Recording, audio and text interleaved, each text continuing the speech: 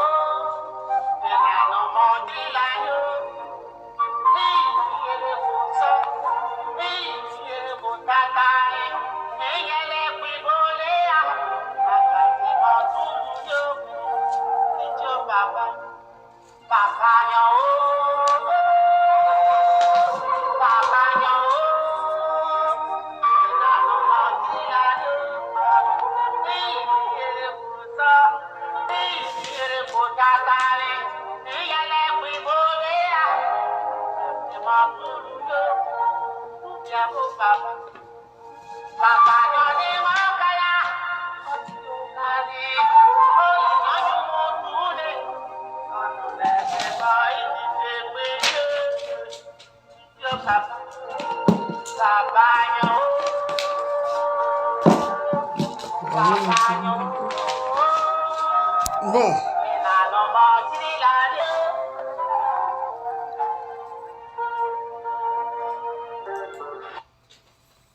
Allez, bonjour, pour ne pas dire bonsoir, il est 16 heures passé, je crois, il doit être quelle heure là? 17h30 à Paris. Bon, d'accord, donc bonsoir à tous ceux qui sont connectés. Alors, à chaque fois, vous savez, mon principe, il faut que quelqu'un se connecte pour que je sache que Facebook marche normalement et je pars avec la personne qui est connectée. Donc, aujourd'hui, vous avez vu le sujet, est-ce que l'affaire Gbagbo est devenue internationale? Oui, c'est une affaire qui est devenue internationale. Voilà. Elle est devenue internationale et vous allez comprendre pourquoi. Alors, vous allez comprendre pourquoi. Alors, parce qu'en France, ici, bon, je l'ai toujours répété, que moi, ça fait un petit bout, je suis ici, ça, depuis Giscard. Et depuis sous Giscard, il y avait très peu d'étrangers en France. C'était très peu d'étrangers. Mais avec le choc pétrolier qui est intervenu, monsieur Giscard d'Estaing, président de la France, a créé la carte de séjour. Vous voyez? Et après, ça a été contrôlé. Dans les quartiers, il y avait la police partout. Alors moi-même, j'habitais Blanc-Minil. Alors je prenais mon neveu par la main pour aller à la boulangerie dans le petit centre commercial. Parce que là, devant le centre commercial, il y a la police. Partout. On avait peur. Voilà. Comme nous, on était des jeunes enfants. Moi-même, j'étais un peu plus grand que mon neveu. Donc, on nous laissait passer. Il n'y a pas de contrôle. Pourtant, je venais d'arriver. Bon, donc, le problème d'immigration a toujours existé en France. François Mitterrand est arrivé, il a régularisé la situation de près de 300 000 étrangers. Et après, il a dit, plus de papier à un seul étranger sur le territoire français. Après les 300 000 régularisés. Et c'est vrai, mais il y avait des mesures d'exception quand tu es malade, quand tu es marié. Et à cette époque, tu te mariais le lundi, mercredi, tu avais la nationalité française. C'était comme ça. Et puis, bon, après, quand tu as un enfant français, tout ça, tu étais régularisé, tu vivais en France. Il n'y a pas de problème. Mais il y a eu des cohabitations, pour ceux qui ont vécu longtemps ici, il y a eu des cohabitations avec Jacques Chirac et Charles Pasqua. Qui n'a pas entendu parler de Charles Pasqua? Tous les immigrés connaissent ce ministre-là, ministre de l'Intérieur, Charles Pasqua. Alors Charles Pasqua a promis aux Français, je vais renvoyer tous les étrangers chez eux, on n'en a pas besoin, ils nous embêtent, voilà, tout ce que vous voulez, vous pouvez mettre dessus, c'était ça. Et les Français ont aimé ce discours-là. Charles Pasqua est arrivé au pouvoir, donc ministre, il a fait du tapage, mais quelques expulsions, mais c'est impossible. On ne peut pas expulser tous les étrangers qui vivent sur le territoire national. Charles Pasqua a donc échoué. Donc et après, il y a eu d'autres gouvernements, et à chaque gouvernement, il y a une loi sur l'immigration. Chaque gouvernement, il n'y a pas un gouvernement qui a échappé à ça. Immigration, immigration, immigration, immigration. Et puis de l'autre côté, il y a M. Le Pen qui faisait bouillonner les choses, qui ajoutait encore tout ce qu'il fallait prendre en compte pour chasser des étrangers et tout ça, c'était ça. Mais les gens ont vécu en France, ils sont restés là. Aujourd'hui, beaucoup sont devenus des Français. Malgré tout ce discours, malgré tout ça, les gens sont devenus Français. Donc il y a eu des expulsions. Des gouvernements successifs ont expulsé des étrangers. mais ça n'a jamais fait la une des journaux, ça n'a jamais émeuté un pays. Ah, non, non, pas du tout. Voilà, sinon ça a toujours hésité. Voilà, même disons que c'était dans le naturel de la France de faire ça pour faire plaisir aux Français, hein, qui sont voilà, extrémistes, etc. Donc, voilà, c'est dans cette logique qu'on était. Voilà. Et puis, il y a eu cette affaire de Koné Gbagbo. Alors, Koné Gbagbo, c'est la première fois, effectivement, c'est la première fois qu'on voit une police devant un domicile, encagoulée de surcroît, qui attend là un individu parce qu'il n'a pas de papier, il est chez lui, on l'attend en bas. Avec ça, ça fait beaucoup de respect, hein. Sinon, normalement, à 6 heures du matin, vous sonnez à sa porte, vous le prenez. Vous n'avez pas besoin de cette gymnastique-là, de cette comédie-là, devant dans la rue. Ah oui, pourquoi attendre quelqu'un de 14 heures jusqu'à 20 heures pour que la personne descende et puis l'arrêter? Est-ce que c'était nécessaire de faire tout ça? Si M. Gbagbo Koné ne descendait pas, ils allaient dormir là, devant la porte, dans la rue. Mais c'est du spectacle, c'est pas au niveau de la France que moi j'ai connu. Donc, comme je l'ai dit, vous pouvez taper 6 heures du matin, c'est la loi. Hein. Vous tapez à 6 heures du matin devant la porte de quelqu'un, vous l'attendez, vous l'arrêtez. C'est tout. Gbagbo Koné, c'est pas un terroriste, il n'a pas des armes chez lui à la maison. Et voilà, dans son fichier en France ici, le seul problème qu'il a, c'est qu'il est en situation dans une situation un peu compliquée pour ses papiers. C'est tout. C'est pas un terroriste, c'est pas un brigand, c'est pas un gangster, c'est pas quelqu'un qui est classé S, qu'on cherche, voilà, et qu'on a découvert son domicile, il fallait l'attendre. Voilà ce qui est un peu spécial dans cette affaire-là de Koné Gbagbo. Pourquoi autant de gymnastique, hein, pour un individu, un simple individu, qu'on pouvait simplement arrêter en allant chez lui. Voilà, c'est là vient le problème. Alors pourquoi tout ce spectacle? Bien évidemment, vous le savez. Voilà. En Côte d'Ivoire, nous sommes dans une année électorale. Une année électorale décisive pour la Côte d'Ivoire. Ah oui, une année très importante pour les Ivoiriens. Et une année électorale très importante pour Monsieur Alassane Dramane Ouattara. Une année électorale très importante pour la France. Voilà. Parce qu'aujourd'hui, Monsieur Alassane Dramane Ouattara est considéré comme l'homme, l'unique homme, aujourd'hui, après Macky Sall, l'unique individu pour défendre les intérêts de la France et des Occidentaux en Afrique. C'est l'unique. Ça, la France en est consciente.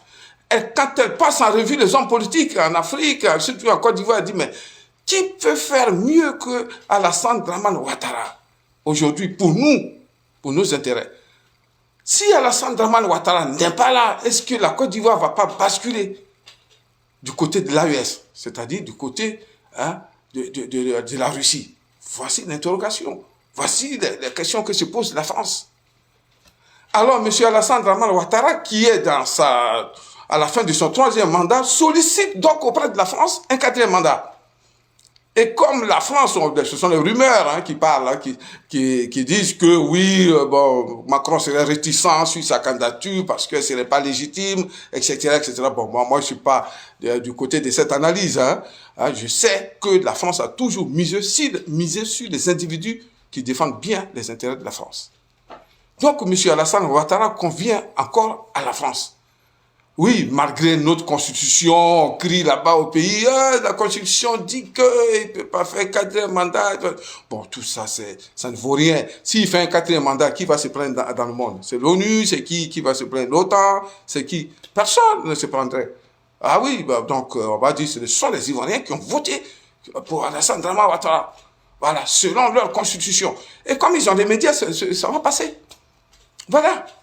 Donc, dire que la France n'approuve pas sa candidature, je ne crois pas beaucoup. Non, je ne crois pas beaucoup. La France n'a pas intérêt à désavouer Alassane Dramane Ouattara aujourd'hui pour son 4e mandat. Non, et non, et non, et non. Parce que regardez vous-même, vous avez vu, vous suivez l'actualité. Regardez ce qui se passe. Monsieur Donald Trump téléphone à Monsieur Poutine. Mais les Occidentaux disent, non, c'est pas normal. Parce que Donald Trump ne doit pas téléphoner à Poutine. Parce que Poutine, c'est l'ennemi de la planète. Ah oui, Donald Trump est devenu l'ennemi de la planète. On se demande, mais comment M. Donald Trump et plutôt Poutine pourraient devenir l'ennemi de la planète? Puisqu'on connaît l'histoire quand même de ce pays. Nous, les Africains, on connaît l'histoire de l'Union soviétique. L'Union soviétique n'est jamais venue en Afrique pour un puits de pétrole. L'Union soviétique n'est jamais venue en Afrique Non, non, non, non, il y a quelque chose qui me bloque là. Voilà. J'espère que ça ne va pas couper le direct. Voilà, bon, c'est bien passé. Alors donc, l'Union soviétique n'est jamais venue en Afrique parce qu'on a trouvé un puits de gaz dans un pays en Afrique. Jamais, jamais, jamais. C'est pas seulement l'Afrique, hein. C'est toute la planète. Et la Russie d'aujourd'hui fait du même. La Russie n'est nulle part pour un quelconque puits de pétrole ou quelconque richesse de l'or trouvé dans un pays. Rien. De ce côté-là, c'est positif. Même bien avant ça, il y a eu l'esclavage en Afrique. Oh, la Russie n'était pas là. L'Union soviétique n'était pas là. La Russie n'était pas là. C'est encore propre de ce côté-là pour la Russie. Mais je ne vois pas comment ce pays-là peut être considéré comme aujourd'hui un pays dangereux. Pourtant, celui qui a gagné les deux premières guerres, Première Guerre mondiale, Deuxième Guerre mondiale, c'est la Russie qui a gagné pour libérer l'Europe. Pour libérer la France même qui était occupée, c'est la Russie. Alors, donc la Russie a été toujours un ennemi de la planète et un ennemi de l'Europe et de la France. Voilà ce qu'on sait. Vous pouvez fouiller tous les livres d'histoire, vous ne trouverez rien d'autre que ça. On dit que c'est la Russie qui est dangereuse. Et Poutine est donc l'homme le plus dangereux du monde, qu'on n'a jamais vu. Et Macron se prend en chef des délégations de l'Europe pour dire « allons-y faire la guerre à la Russie ». Tous les experts militaires, politiques qui passent à la télévision française le disent clairement que la France n'a même pas 10 jours de munitions pour faire une guerre intensive. Malgré la présence de l'OTAN en Ukraine, c'est nuit et jour la guerre en Ukraine. Nuit et jour, c'est-à-dire non-stop. Il n'y a pas de répit. La France ne pourrait pas faire une telle guerre sur 10 jours. Nuit et jour, 10 jours, il n'y a plus de munitions en France, il va juste rester la bombe atomique. C'est tout. Et en plus de ça, quand on vous dit que c'est la France qui est la première puissance militaire de l'Europe, vous comprenez, donc il n'y a rien derrière la France, il n'y a rien en Europe. C'est l'Amérique. Et c'est l'Europe qui est en tête pour faire la guerre contre Poutine. Pourtant, tout le monde sait, même des nuls le savent, qu'aucun pays dans le monde ne peut battre la Russie. Aucun pays ne peut battre la Russie. Et Donald Trump le dit clairement. Vous n'avez pas d'armes, vous n'avez même pas de missiles supersoniques, vous n'avez pas de missiles hypersoniques. Ce que le reste du monde n'a pas encore, la Russie a ça. Mais on insiste. Alors, M. Donald Trump, il arrive, quand il était candidat, vous-même, vous avez vu comment toute l'Europe souhaitait que son adversaire gagne, Kamala gagne. Personne en Europe n'a soutenu Poutine. Plutôt, Donald Trump. Personne en Europe. Alors, il gagne par la volonté du peuple américain. Alors, il dit, bon, j'ai la liste. Tous ceux qui viendront à la Maison Blanche étaient contre moi. Et pourquoi ils étaient contre moi? Parce que je parlais de la paix. Il faut qu'il y ait la paix dans le monde. Il faut qu'il y ait la paix dans le monde pour que les affaires marchent, pour qu'on crée des emplois, pour que les gens se soignent, pour que les gens vivent normalement sur la planète avant qu'on ne crève. Rien que ça, la paix. Rien qu'à cause du mot la paix, aujourd'hui, toute l'Europe est contre M. Donald Trump. Toute l'Europe. Toute l'Europe, s'il vous plaît. Alors, M. Donald Trump dit, je ne ferai pas la guerre. Je vais vous laisser faire la guerre. Puisque vous aimez la guerre, faites-la. Moi, Donald Trump, je ne ferai pas la guerre. D'ailleurs, je vais retirer mes militaires, de l'aide, tout ça, je ne donne plus. Alors, si vous avez des moyens, vous-même, allez-y faire une guerre. Et puis, des moyens satellitaires de renseignement, je risque de les couper. Et puis, je vais voir comment vous allez faire la guerre. Alors, un chef de l'État qui prend de telles décisions parce qu'il veut la paix. Mais l'Europe ne veut pas de la paix. Parce que l'Europe a peur de Poutine. L'Europe a peur de la Russie. Et on se demande pour quelle raison. Et si vous posez cette question à M. Macron, pourquoi tu as peur de la Russie? Macron va dire, oui, mais en Afrique, il m'arrache des biens là-bas, c'était ma chasse gardée, Poutine est arrivé là-bas, la Centrafrique est partie, l'AES est arrivé, c'est-à-dire le Mali, le Burkina Faso et le Niger sont partis. Alors, ces 4 pays-là, c'était mon trésor. C'est le Mali qui donnait de l'or. Oui, c'est le Burkina Faso qui donnait de l'or. Il y avait tellement de richesses là-bas qui étaient stockées en France, qui faisaient le bonheur de la France. Et ces 4 pays-là sont partis. C'est un manque à gagner colossal. Et l'opinion en Afrique, aujourd'hui, n'est plus favorable pour la France-Afrique. Ça, la France le sait. Oui, n'est plus favorable pour la France-Afrique. La France le sait. La France est donc inquiète. Elle trouve donc un bouc émissaire, c'est la Russie, qui est en train de sensibiliser les Africains pour prendre leur indépendance, pour se développer. Voilà la raison de la guerre saluée, encouragée par Macron contre Poutine à travers la guerre en Ukraine. Alors nous qui parlons à la télévision, les cyberactivistes, les politiciens, les associations, toutes ces populations africaines, aujourd'hui de l'AES, de l'Afrique de l'Ouest, principalement de la Côte d'Ivoire, tous ceux qui parlent, qui condamnent le comportement de la France en Afrique, on les considère comme les outils de la politique de la Russie. Kémy Séba, Franck Niamsi, Nathalie Yamb, et puis les Gbagbo Koné, et puis même les Johnny Pakeko, et tout ça et nous autres. Voilà, nous sommes considérés aujourd'hui par la France et tous ceux qui sont pour la guerre contre Poutine des outils de propagande, des espions et tout ça de Poutine ou de la Russie en Afrique. Voilà notre problème. Voilà comment aujourd'hui les gens réfléchissent en France.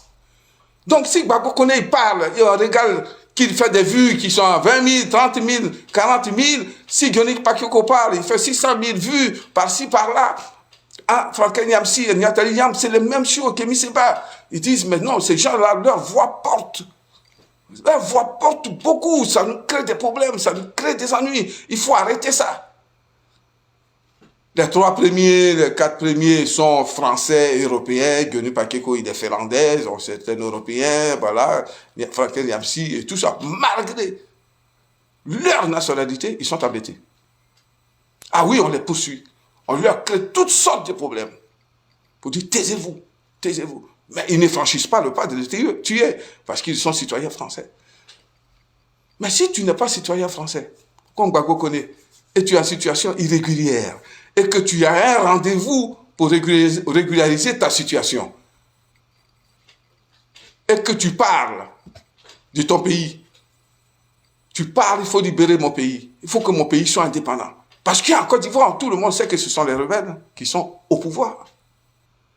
Alors, quand tu parles de ça, tu es automatiquement un ennemi des intérêts de la France en Côte d'Ivoire. Il faut le savoir, ça. Automatiquement, tu es un ennemi des intérêts de la France. Et si tu vis sur le territoire, donc, ils ont la possibilité.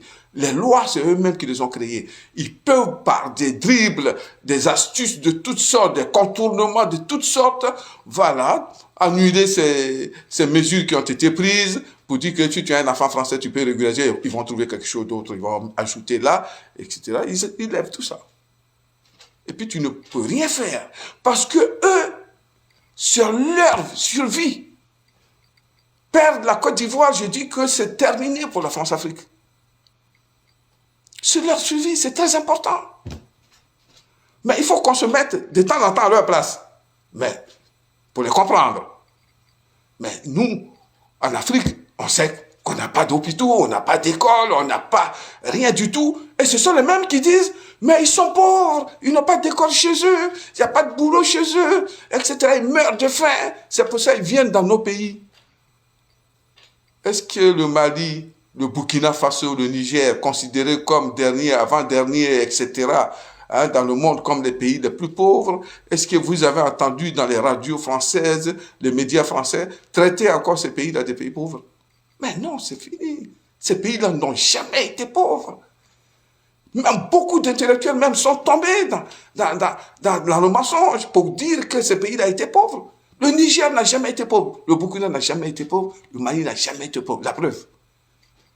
La France veut reconquérir ces pays-là parce qu'ils sont puissants. Il n'y a plus d'or à la Banque de France, c'est le Mali. Et le Burkina Faso, le Niger, c'est l'uranium. C'est dangereux. La France achète maintenant l'uranium au prix du marché international. Ça coûte très cher sur le marché international. Au Niger, c'était gratuit. Aujourd'hui, le Niger a près de 200 000 barils de pétrole qui sortent du pays. Ce pays-là n'était pas pauvre. On les a traités de pays pauvres. On a cru à cela. En réalité, c'est faux. Ils sont très importants pour l'économie de la France, donc de l'Europe. Alors, la France ne peut pas rester les bras croisés. Elle perd de l'argent. Ah oui, elle perd de l'argent. Elle va tomber elle-même. Donc, il faut qu'elle fasse quelque chose.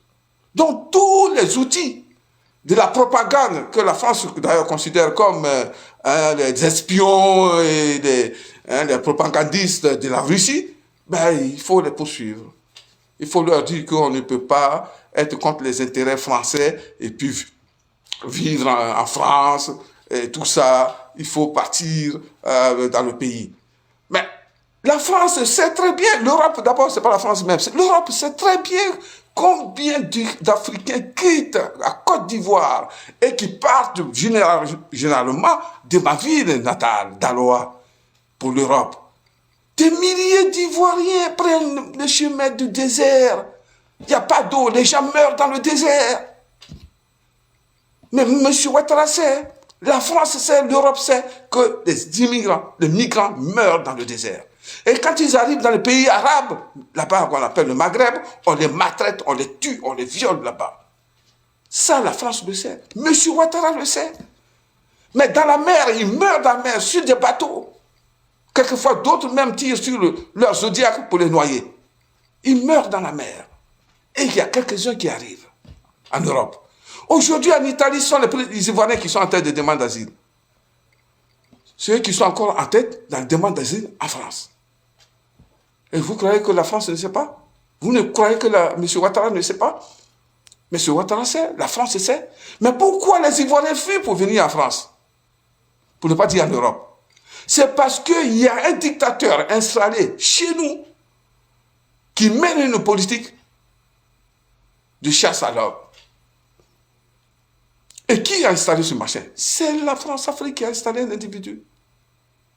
Donc le responsable de la présence des étrangers qui sont en France, qui demandent l'asile politique, le responsable, c'est M. Alassane Dramane Ouattara, que la France elle-même, elle a installé. Les chiffres sont là, les chiffres parlent, le nombre d'Ivoiriens qui demandent l'asile politique. On pourrait demander à M. Alassane Dramane Ouattara, mais pourquoi autant d'Ivoiriens fuient ton pays? Fuient ta démocratie? Fuient ta modernisation de la Côte d'Ivoire? Pourquoi autant d'Ivoiriens fuient le pays? Mais la France ne se pose pas ces questions-là. Parce que la France ne doit pas se poser ces questions, puisque quand tu te poses une question, tu dois répondre. La France n'a pas envie de répondre à ces questions.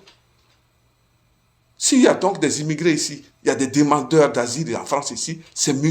Alassane Dramane Ouattara qui est responsable. Donc le responsable est connu. Si on veut condamner quelqu'un pour diminuer la migration et l'immigration en France, c'est M. Alassane Dramane Ouattara. C'est l'homme qu'on doit enlever au pouvoir. Une petite histoire. J'étais à Abidjan, je suis allé au consulat pour faire des papiers. Quand j'entrais dehors, il y a un Français qui fumait une cigarette qui est là, qui est sorti de ce bureau, qui fumait une cigarette. Alors, à force d'y aller, je le connaissais. Ah, j'ai dit bonjour, et puis on a commencé à causer et tout ça un peu. Dans notre causerie, il m'a dit une chose. Il dit, il y a de moins en moins de demandes de visa à l'ambassade de Côte d'Ivoire à Abidjan. Il dit, ah bon? Il dit, ouais, oui, mais on constate qu'il y a de moins en moins de demandes de visa ici à l'ambassade. Mais je vous dis que dans l'immédiat, je n'ai pas compris. Hein? C'est arrivé chez moi, j'ai dit, mais qu'est-ce qu'il a voulu dire? Eh oui, la Côte d'Ivoire était en guerre. Le pays était coupé en deux. Et on constate à l'ambassade qu'il y a de moins en moins de demandes de visa. Ils se sont dit, tiens, ce monsieur-là, malgré que le pays soit coupé en deux, on dirait qu'il est en train de réussir. Hein? Les Ivoiriens ne veulent plus voyager, ils ne veulent plus aller en France. Voilà une autre inquiétude pour eux. Est-ce que vous pouvez comprendre ça? Les gens disent qu'ils ne prennent plus de visa pour venir en France. Vous dites, pourquoi ils ne viennent pas? S'ils ne viennent pas, c'est que Gbagbo commence à réussir sa politique. Vous voyez? C'est pour ça, à l'époque de Gbagbo, en France, il n'y avait pas de demande d'asile. Oui, tout le monde était au pays, même les rebelles étaient au pays. Ils étaient même à Abidjan. Il n'y avait pas de demande d'asile sous Gbagbo en France. Personne. Parce que si tu viens en France, tu as dit quoi? Que oui, on me chasse en Côte d'Ivoire, c'est pour ça que j'ai demandé l'asile en France. On dit on chasse qui? Guillaume Soro même, il est à Abidjan. Ouattara même, il est à Abidjan. Toi, tu viens ici, tu dis tu es demandeur d'asile. Voilà pourquoi il n'y avait pas de demandeurs d'asile sous Gbagbo en France. Aujourd'hui, Ouattara dit qu'il a gagné, il a été élu à 96%, et les Ivoiriens fuient le pays pour venir ici. Le responsable, c'est M. Ouattara. Il faut régler le problème de Ouattara, et les choses sont réglées.